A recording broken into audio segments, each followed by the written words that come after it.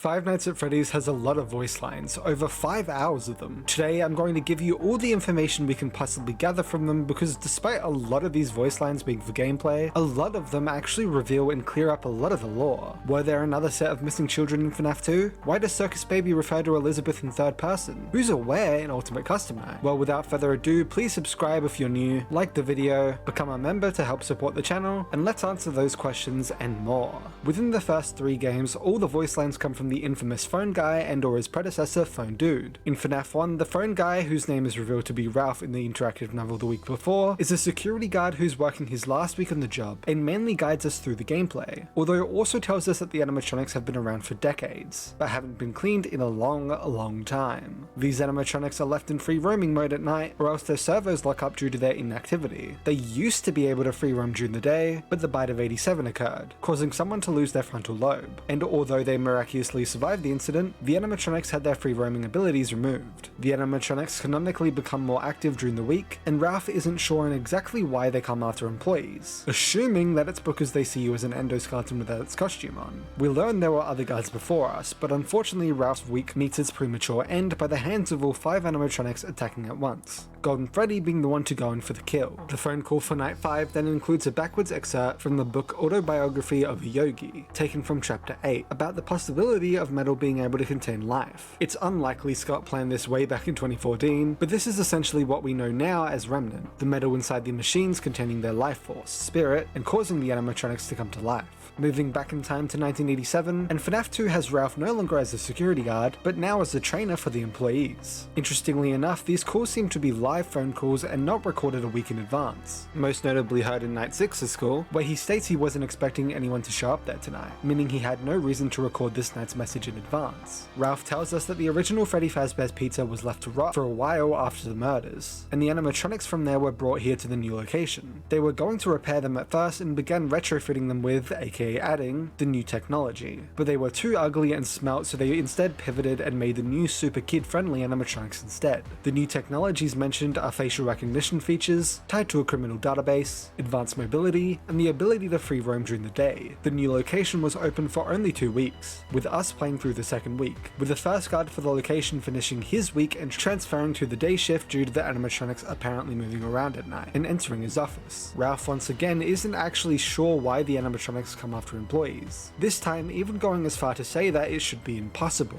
and assumes that it's a glitch in the system, later theorizing it has something to do with the facial recognition systems. This is something very important to call out. Ralph is simply theorizing on why the animatronics in both of these games act off, and he doesn't actually know the truth. All he knows for certain is that the twin animatronics are acting in ways he deems are impossible, and that's it. Ralph continues to talk about how the puppet is always thinking and can actually go anywhere at once, and he then talks about the new Foxy who kept getting ripped apart by children, causing it to become a take apart put back together attraction that they title the Mangle. This statement also confirms that despite popular belief, in universe / canonically, these new animatronics are simply called Freddy, Bunny, Chica, and Foxy, with no toy prefix whatsoever. So Mangle's pre-mangled form isn't called Funtime Foxy or Toy Foxy, it's simply just Foxy. Either way, we also learn that there's one more event scheduled for the next day, and Jeremy is specifically told to stay close to the animatronics, to make sure they don't hurt any customers, this heavily implying that Jeremy is the victim of the bite of 87. The most important part about these phone calls though is the confirmation that another set of murders happen in the new building. Ralph mentions how rumors began circulating locally about something tragic happening, which he assures has nothing to do with their establishment despite said rumors. The police eventually get involved and put the building under investigation, and suddenly the building is put on total lockdown.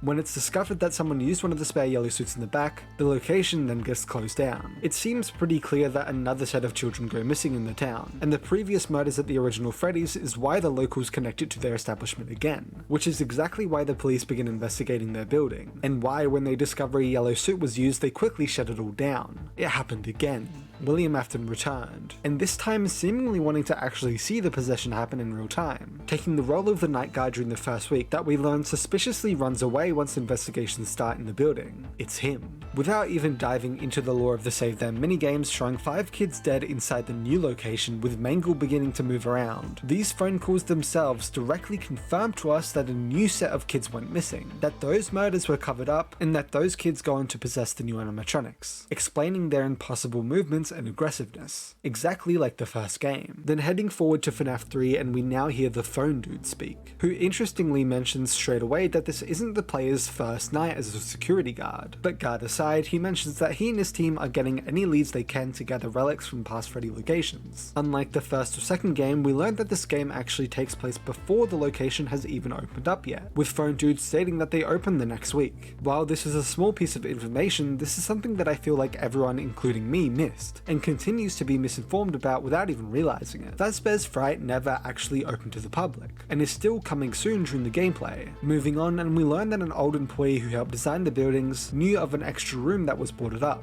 these being the safe rooms where they eventually find Springtrap. We then learn due to Ralph's found cassettes, used to train someone to become a performer/entertainer for the first ever Freddy's location, that these safe rooms are hidden away from customers, security cameras, and all animatronic programming. These rooms were reserved for equipment and other property that wasn't being used, as well as a safety location for employees only. Ralph mentions that Spring Bonnie, yes that's his in-universe name, was in a safe room but was moved, and suddenly they seal all the safe rooms in every location. Speaking of Spring Bonnie, Ralph talks about the Springlock suits, that doubled as both animatronics and actual enterable suits. These animatronics would walk towards sound cues to make sure they were always where the children were for maximum entertainment value. This is why Springtrap always goes where the voices are in FNAF 3, but that was only in performance mode. They had also added an additional suit mode, where employees could simply insert and firmly turn a hand crank to eventually fasten all the springlocks into place, in order to make room for employees to actually enter the costume, and entertain within the animatronics themselves. Too much moisture may loosen the springlocks, and if you're inside while they're unwound, you'll be punctured and eventually bleed out. Ralph also mentions that due to an incident at a sister location, the suits are deemed unfit for employees and are then retired to Freddys. In the meantime, employees are given temporary costumes that may or may not be relevant to Freddys, these likely being explained in the future game Secret of the Mimic, showcasing random mascot characters with no relation to Freddys, yet under their ownership by that point in time. These calls in FNAF 3 also help us understand how the future game FNAF Help Wanted had the authentic phone calls from decades prior. All of Ralph's calls were recorded onto cassettes. Moving way back in time to 1983 with FNAF 4, and this game doesn't have too much hidden lore since it's all straightforward, so excuse how quick we'll cover this game, but the two lines "you know what will happen if he catches you" and "remember what you saw" both imply that the crying child has seen something that has caused his fears during the minigames, which within we learn that there are rumors going around that the animatronics come to life at night and hide people, which could imply that something has already happened by this point in time, in order to spark these rumors around town. The most important lines in FNAF 4 have to come from the final sequence, where after the older brother, Mike, apologizes to the crying child, another voice speaks out. At first glance it appears to be the same Fredbear plush we've been speaking to all game, although interestingly enough these lines happen to be a different color to the rest of his lines throughout the entirety of the game, likely implying this is someone now pretending to be the plush. This person states "I will put you back together," which seems to imply that they'll somehow help the crying child live past his death in some way, shape or form. Continuing to FNAF's sister location, and this is where Scott started hiring voice actors, meaning we get to hear from multiple characters now. And we're going to start with the artificial intelligence hand unit. We quickly learn that Circus Baby's entertainment and rentals was opened soon after the closure of a Freddy Fazbear's Pizza, and while this is often confused with meaning Circus Baby's Pizza World, the former location, not only did Circus Baby's Pizza World never actually open to the public, but hand unit makes it clear that he's talking about the current establishment, and our job getting them back before the next morning. Since a lot of hand unit's voice lines are gameplay specific, there's not too much lore here, although a couple noteworthy things mentioned are all to do with previous employees. First we learn that a dead body was found in the vent leading to/away from the main elevator. Then we learn that previous technicians attempted to disconnect Funtime Freddy's power module but failed, requiring them to have 6 to 8 weeks for recovery. And finally that 2 technicians are still on site for some unknown reason, who we learn in-game found Ballora broken and die.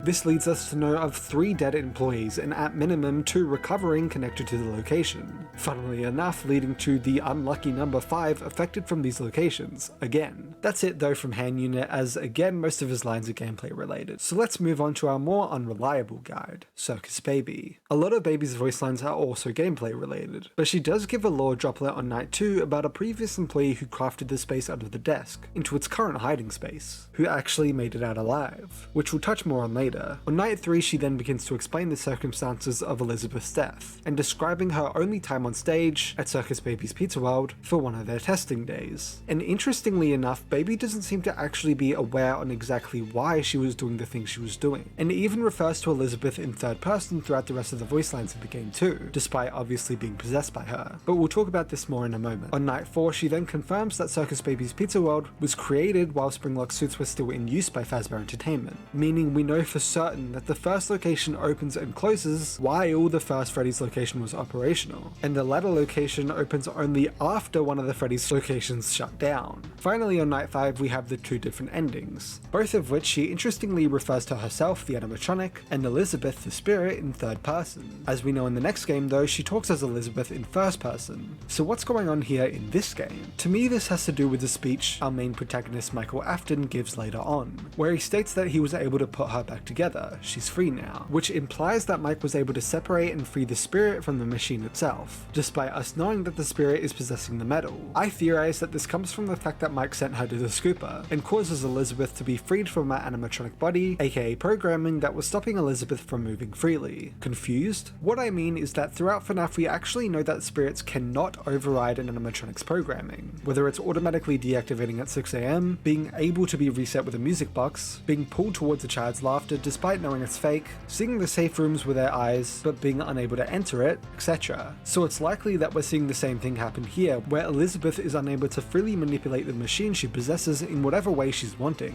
She's stuck. So when Mike gets her scooped from said machine, and she's now within Enid, she's finally able to move freely on her own accord, no longer held back by her body's programming. This was all further hinting at what we know now, that an animatronic's endoskeleton / the metal itself is what contains the spirits, while the shells / suits are what contains the programming that keeps them in the states that we see them in within the gameplay, which is why Circus Baby the machine and Elizabeth the endoskeleton seem to be separate while still being the same. Continuing with Mike's speech, and let's talk about it in full. We hear Mike talking to William, his father, that he found it, and that it was right where he said it would be, which is seemingly talking about the entrance / elevator to Circus Baby's entertainment and rentals. There, the fun times, likely the spirits within them, didn't recognize Mike at first, and all thought he was William, which in itself does imply that Mike would have encountered the spirits of the fun times before, in order to be recognizable, which makes sense along with the theory that they contain the spirits of the original missing children, who he would have encountered during FNAF 1. He then mentions how he found her, put her back together, and so she's now free, which as we just discussed was him finding Baby and getting her scooped, to free Elizabeth's spirit from its enclosure. He then mentions how he should be dead after the events of his scooping, and Enid's exit, yet he's not and is now focused on finding William. This is a bigger moment in the story than people realize, as this is Mike letting go and moving on from the guilt of killing his brother decades ago, being able to successfully free one of his siblings, the reverse of, well, killing one and breaking their spirit. Baby even mentions in this game, "I'm broken," before Mike is able to put her back together, which mirrors the final speaker in FNAF 4 telling the crying child "you're broken" after the bite and Mike's apology, with Hen Yuna even mentioning earlier in the game that Mike is back for another night of self-reflection on past mistakes. The movie even doubles down on these motivations for Mike, with him spending his whole life haunted by the guilt of his brother's death, but being able to finally move on from that guilt with the importance of and after saving his sister instead. But either way, that's about all from Sister Location, as the rest of the voice lines are gameplay related. Although I should mention that no, I haven't forgotten about the Immortal and the Restless, although I'm not going to speak on it as there's not actually too much lore you can take away from those cutscenes, no matter who you think represents who. So we'll then head to the next game, Freddy Fazbear's Pizzeria Simulator FNAF 6, and there's a lot here. The first thing I want to mention is William/Scrapchat's line that he apparently knew that this calling was a lie but that he came anyway because it was intriguing, meaning the reason William was finally defeated is simply because of his inability to be misinformed. He must know everything going on with Freddys, and we do see this throughout the story, most notably when he randomly returns in FNAF 2, not only to kill more kids but to then stay and actually see how things go. Another line from William to call out is his line that Mike won't recognize him at first, but he assures that it's still him. And disclaimer, we're gonna get into theory territory here for a moment. Some use this line to debunk the fact that Mike was the FNAF 3 guard, although I actually think it's more evidence towards it. You see, the main debunk is the fact that this seems to be referring to Mike not recognizing his dad, going from a normal man to Scrapchat as we see him, possibly possibly implying that he hasn't seen Springtrap. This makes sense and is fair to think, although the line specifically calls out that Mike may not recognize him at first, which clearly implies that Mike is able and might actually recognize this. If he never sees Springtrap, however, I personally think the line doesn't work anymore, as there's absolutely no chance that he could even possibly recognize this as his father. I feel like robot corpse to robot corpse that looks distinctly different is more likely to be recognizable than normal guy to robot corpse. Although in my honest opinion, I don't think this line is lore based at all. I personally think that this line is simply in reference to the design change between the games. Scraptrap looks different here, but it's definitely still Springtrap. It's basically Scott getting ahead of any possible debates of this being a different character, which somehow still happened. Although now we must move on to the main lore monologuer, Henry. First, let's talk about his insanity speech. Within it, he mentions how at the time of recording this tape, he now understands what William had done, which since the tape is titled HRY223, seems to imply this tape and the game's events is directly caused by the events of FNAF 3, theorized to take place in 2023, getting Henry's attention back on the franchise, and likely causing his proper investigation into the events that took place here, and catching up on everything. He confirms that he helped make the animatronics, and that the souls that ended up possessing them were lured back to the place that they died, overpowered and robbed of everything they had again in order to be set to a new purpose, which all correlates perfectly to the spirits inside the classic animatronics being lured back to the place their murders occurred, being destroyed by William, and then taken to inhabit the funtime animatronics as their new purpose, and that he needs to lure them all back, now what we know as Morton Freddy, so they can finally rest. Some say this could be about the second batch of kids that possess the toys, although not only do we never know of them being lured back to any specific place they died, all we know is their bodies were spread around the building, but Fazbear Entertainment were actually the ones who destroyed, aka overpowered, the toy animatronics, not William. The completion speech further tells us it's the original batch of missing children, with Henry stating that Charlie and everyone she lifted into her arms can now rest after this, while showing us the image of Charlie guiding the original 5 to possess the classics. This entire speech also leading us directly to a peaceful image of the graves of those same 5 children and Charlie, all now finally at rest. The 4th closet and Help Wanted then further doubles down on this whole concept too. Besides that, we all know how Henry's speech goes, bringing everyone back in order to burn it all down and end the agony of this tragedy once and for all. Although one more line to call out is once again from his insanity speech, where he states that William's evil was something first inflicted on him that eventually led to everything else happening, confirming that Charlie was William's first kill at minimum, and in my opinion that Charlie was the first death in the entire story. Either way, we then have to talk about the Candy Cadet, who gives us 3 interesting stories. These are highly theorized about, so there's no 100% this equals this that I can give,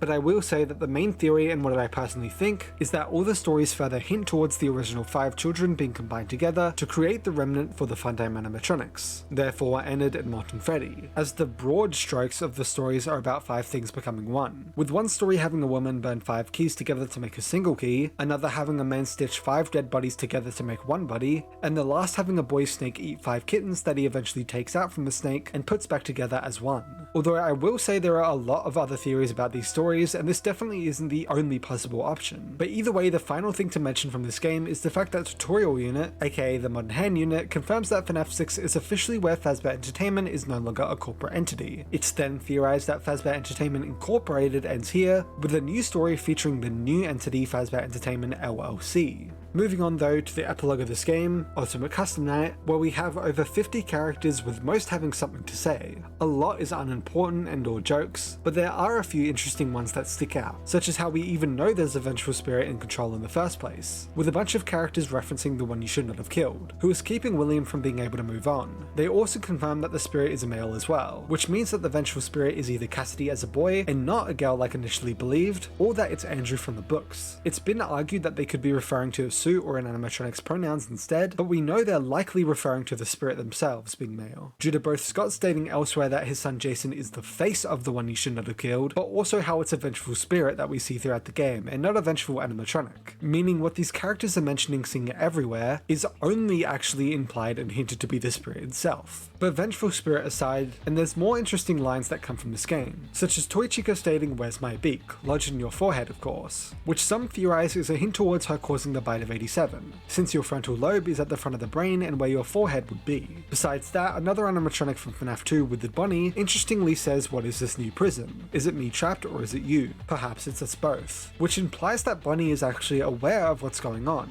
coinciding with the puppet stating "I don't hate you, but you need to stay out of my way," which implies that the puppet is also aware and doing something else at the time the game is taking place. I theorize this to be hinting that Happiest Day takes place after this game's events, which works perfectly with the puppet doing something else at the time of the game, Bonnie being stuck here waiting, and Golden Freddy being told to finally rest by Old Man Consequences, leaving William to his demons, whether that's in reference to the game ending and Afton being sent to hell, like Henry mentions in FNAF 6, or in reference to Andrew from the books continuing the torment. Not only that, but with it Chica might also be aware. Judging by her line, "I was the first, I have seen everything," which also directly confirms that Susie was the first to be lured and killed in the missing children's incident. It could also be implied that Foxy is aware too, with the line, "Art, so much more spacious in here, I may stay a while," but that could simply be a joke about being in the office, so that's why I didn't mention it originally. Either way, the fact that 3, if not 5 of the 6 spirits definitely seem to be here in some way seems to imply that Happiest Day hasn't happened yet, and only occurs after Ultimate Custom Night ends, which makes sense with how they were all still in Molten Freddy in FNAF 6, and therefore couldn't have been freed back in FNAF 3 itself. Besides that, Nightmare Freddy and Nightmare Fredbear's voice lines reference the experiments seen in Sister Location, and later seen in the Didophobia short story, referencing being created by William and making it clear that they're now real and in the flesh. Nightmare Fredbear also references a few lines from FNAF 4, but interestingly enough he states we know who our friends are, and you are not one of them, which seems to imply that William was actually the final speaker pretending to be the Fredbear plush in FNAF 4, who states we are still your friends, do you still believe that? Also referencing the "I will put you back together" line as well, which both imply that William somehow knew of these lines being said, since this game is using his own memories and creations against him, likely hinting that he's the final speaker. Although theories aside, Nightmare seems to actually confirm that Shadow Freddy, his mode's real name in the FNAF 4 files, is indeed made up of agony, namely the agony of William's evil with the quote "I am your wickedness," made of flesh, meaning Shadow Freddy and likely Shadow Bonnie too, due to FNAF AR also referencing this connection, are created directly due to the agony of William's evil, whether it was formed from the agony of one event or even multiple. That's not all from the nightmares, as Nightmarion directly confirms that William is still alive during the game, as this is all a nightmare in his brain, which is also doubled down with the music soundtracks as seen in last video, and the man in room 1280 confirming a vengeful spirit is keeping William alive and giving him nightmares. Moving on to the cutscenes of the game, in Toy Chica the high school years is very simply referencing William Afton luring and then killing children, with each episode progressively getting worse, possibly hinting that William's murders got more violent as he went, some believing this to further prove that Cassidy was spring-locked in the Golden Freddy suit as the final and most brutal kill, which is also hinted at elsewhere in the game. It should be noted that some believe the cutscenes to be telling us William's final kill count being the 5 original children, Charlie, and another secret victim, although it should be noted that Toy Chica's voice lines directly state that she already lured someone before these cutscenes began, which under this theory would be the secret victim, but she also states that she's going to continue after these cutscenes end, namely the very next day, until she finally finds the guy out there that's right for me, which leads me to believe that it's not actually meant to be giving us a concrete number. Either way, the next set of cutscenes, Bear of Vengeance, is also quite simple and seemingly referencing William's feud against either Mike or Henry, with baby/Elizabeth represented by Mangle, who is assisting William, and I personally think it's more so about Mike, considering the bear is actively pursuing the antagonist multiple times, which we know Henry only returns to pursue William in FNAF 6, while Mike is theorized to pursue him in FNAF 3 and then again in FNAF 6 to ensure his defeat. We then move on to FNAF Help Wanted, and the lore important voice lines come from Dread Unit and the 16 tapes found throughout the game. Starting with Dread Unit, we learned that the Freddy Fazbear virtual experience was created to make fun of, aka cover up, the rumors and stories associated with their brand for the past few decades, namely those spread by a complete lunatic, who we learn more about in the tapes. But moving on, and Dread Unit also mentions how they went to great lengths to create an authentic VR experience, using vintage circuit boards to digitally recreate performances and personalities from the past in an instant. Besides that though, the rest of Dread Unit's lines are gameplay related and or things already mentioned. So moving on to the 16 tapes, and we then learn the real story behind this game, how Fazbear Entertainment hired an indie game developer to create video games based on all the real events that we know from FNAF 1 to FNAF 6, to frame it all as simply rumors, which they then make the VR experience to discredit and make fun of them. The circuit board scanned during development also contained an anomaly within the code that begins appearing to a QA tester named Jeremy, which begins to try and take him over, leading to Jeremy being implied to take his own life to escape it. Tape Girl then picks up where he left off, and over time she's able to take the anomaly's code apart, hiding it randomly throughout the game in hopes that it's never put back together once the new development team takes over. Then the anomaly itself mimics Tape Girl's voice to make it sound like she's changed her mind, asking the player of the game, Vanessa, to hunt the tapes and put the code back together, this leading to the endings of the game where she gets taken over, and eventually telling the anomaly that she's made her own suit. and is ready for what's to come.